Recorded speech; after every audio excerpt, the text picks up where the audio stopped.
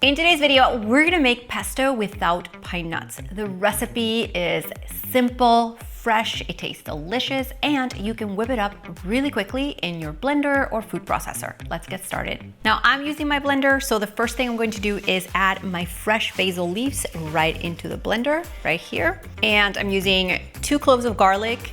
I find that for this batch, that's good, but if you want it extra garlicky, by all means, add more. I already grated some Parmesan cheese, but you can throw in big chunks if you have a block of Parm and throw that in your blender. Now we're not using pine nuts today, so I have cashews, but you can use walnuts, you could use blanched almonds, or to make a nut-free pesto, you can use sunflower seeds or pumpkin seeds. The idea is to cut down the cost and use something other than pine nuts. So that's what I'm using today. Now to get our pesto going, we need olive oil. I'm using extra virgin olive oil and I'm gonna add it directly into the blender. So when I turn it on, it all processes beautifully into a rich green sauce that you can use for many recipes to come. So all you have to do is turn on the blender and process it.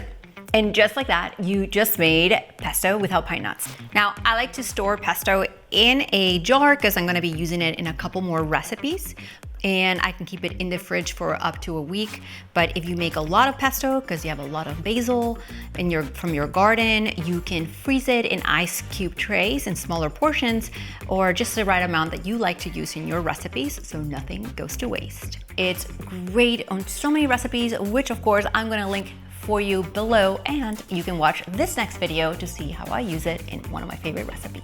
See you guys next time.